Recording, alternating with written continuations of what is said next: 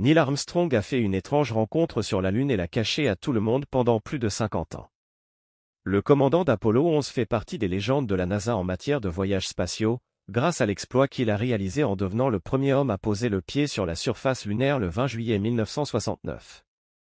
Nous connaissons tous cette expérience historique. Cependant, il y a un événement en particulier qui a été caché au public. Alors qu'il était sur la Lune, Armstrong a rencontré quelque chose qui a presque empêché la mission Apollo 11 de rentrer chez elle. Il a gardé le secret jusqu'à sa mort. Que nous a caché le premier homme sur la Lune? Le premier alunissage est lentement devenu le domaine de la mythologie américaine. Cette réalisation était si étonnante que la décennie des voyages spatiaux fut concentrée en un seul événement. On dirait presque que par un jour d'été de 1969, 3 hommes sont montés à bord d'une fusée, se sont rendus sur la Lune, ont enfilé leur combinaison spatiale, se sont promenés et ont planté le drapeau américain avant de rentrer chez eux. Cependant, ce n'est pas tout ce qui s'est passé. Neil Armstrong a découvert quelque chose qu'il gardait secret, mais qui a finalement été révélé à sa mort. Avant que Neil Armstrong puisse faire son petit pas pour l'homme le 20 juillet 1969, lui et le reste de l'équipage d'Apollo 11 ont suivi un processus d'entraînement rigoureux pour se préparer à leur mission lunaire.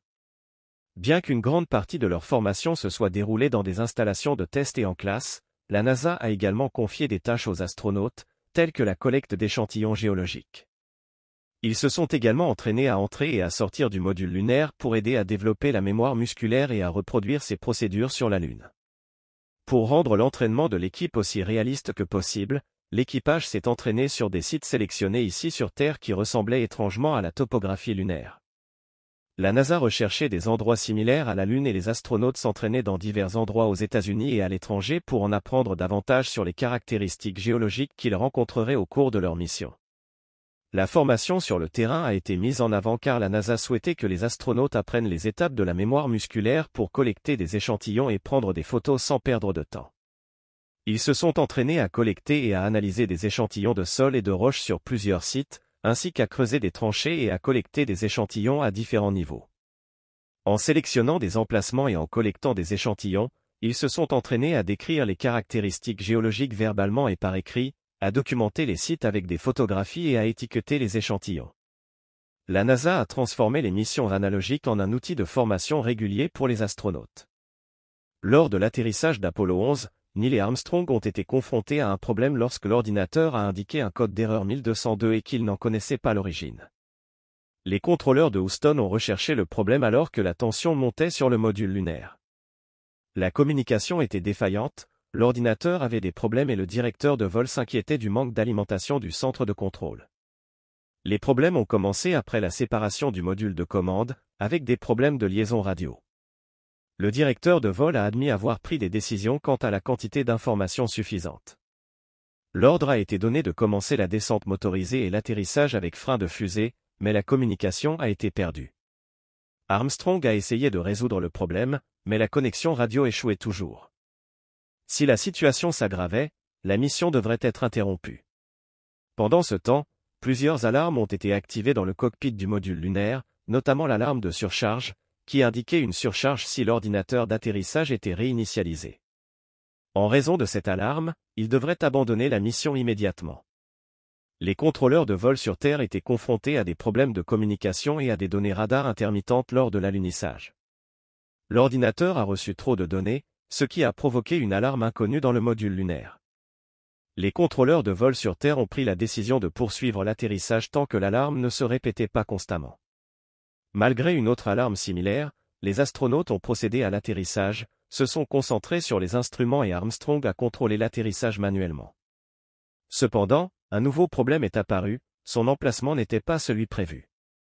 Armstrong a suggéré de penser à une descente motorisée, mais a ensuite perdu la communication. Il a essayé de le résoudre sans succès. Si la situation empirait, il devrait avorter. L'alarme principale a retenti et l'ordinateur d'atterrissage a indiqué une surcharge d'oxygène pendant l'atterrissage. Neil Armstrong a demandé à Houston des éclaircissements sur l'alarme qui retentissait dans le cockpit. Le contrôleur de mission Steve Balley a décidé qu'il était prudent de continuer tant que l'alarme était irrégulière.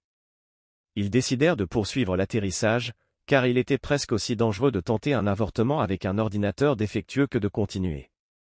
Son collègue astronaute Charlie Duke a relayé le message dans l'espace en disant « Nous continuons de sonner l'alarme ». Même si l'ordinateur a émis une autre alarme, ils ont décidé de continuer pendant l'atterrissage. Ils étaient concentrés sur les affichages des instruments et Armstrong contrôlait manuellement l'atterrissage. Cependant, un autre problème commençait peu à peu à apparaître, ils n'étaient pas là où ils étaient censés être.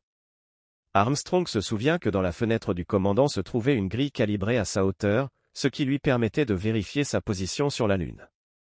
Cependant, la gravité irrégulière de la Lune et la vitesse supplémentaire acquise lors du décrochage du module de commande les ont amenés à dépasser la zone d'atterrissage prévue. Armstrong avait une mauvaise vue sur un vaste champ de cratères et de rochers de la taille de camions, plutôt que sur la zone lisse et plate indiquée sur la carte orbitale. Pilotant manuellement, il chercha un endroit doux pour atterrir. Lors de l'alunissage, Armstrong et son équipage étaient nerveux en raison de la trajectoire étrange et du faible niveau de carburant, ce qui les obligeait à abandonner dans les 60 secondes. Armstrong a cherché un point faible lors du calcul de la vitesse et de la portée. Après l'atterrissage, l'équipage a parcouru sa liste de contrôle, mais une montée en pression a été observée dans les consoles. La situation a été signalée et ils ont envisagé d'abandonner la mission, mais la chaleur du moteur a fait fondre la glace et le problème a été résolu. Après 3 heures sur la Lune, Armstrong et Aldrin ont tenté d'ouvrir la trappe du module lunaire après avoir terminé leur liste de contrôle. Cependant, ils ont découvert qu'ils ne parvenaient pas à évacuer tout l'air du lait mais qu'il y avait encore trop de pression. Après plusieurs tentatives, Aldrin dut décoller le bord de la trappe pour l'ouvrir sans la casser. Alors qu'Armstrong quittait le module, quelque chose s'est cassé, s'avérant être l'interrupteur d'armement du moteur de montée, présentant un autre problème dangereux pour la mission. Buzz Aldrin a remarqué quelque chose d'inhabituel sur le sol du module lunaire alors qu'il se préparait à partir vers la surface lunaire. Il a découvert qu'il s'agissait d'un disjoncteur cassé qui s'était délogé de l'interrupteur d'armement du moteur de remontée vitale.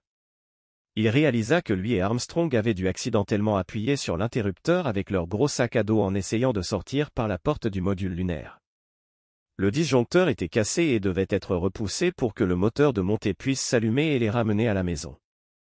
Houston n'a pas trouvé de solution, alors ils ont inséré un stylo dans l'ouverture du disjoncteur cassé pour le pousser et le maintenir en place, assurant ainsi le fonctionnement du moteur de montée. Si le disjoncteur d'armement du moteur tombe en panne, il s'est fermé, Armstrong et son équipage auraient été piégés sur la Lune. Au cas où le stylo n'aurait pas fonctionné pour réparer le disjoncteur cassé, Mission Control et l'équipage auraient cherché d'autres moyens de fermer le circuit et de démarrer le moteur de remontée. Après que Valve ait réparé l'interrupteur de circuit cassé avec un stylo feutre, il a été décidé de garder ces interrupteurs sur les modules lunaires ultérieurs. Malgré le caractère improvisé de l'arrangement, le moteur de remontée a été démarré avec succès et les astronautes ont pu revenir sur Terre. Aldrin garde toujours l'interrupteur cassé et le stylo qu'il a utilisé, tandis qu'Armstrong a gardé un sac rempli de petits morceaux du module lunaire Eagle.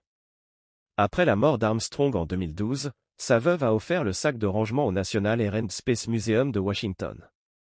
Le conservateur des artefacts spatiaux a trouvé le portefeuille de Neil Armstrong passionnant, car il contenait des objets de valeur de la mission lunaire, tels que la corde de sécurité, des supports d'équipement, des lumières et une clé de secours.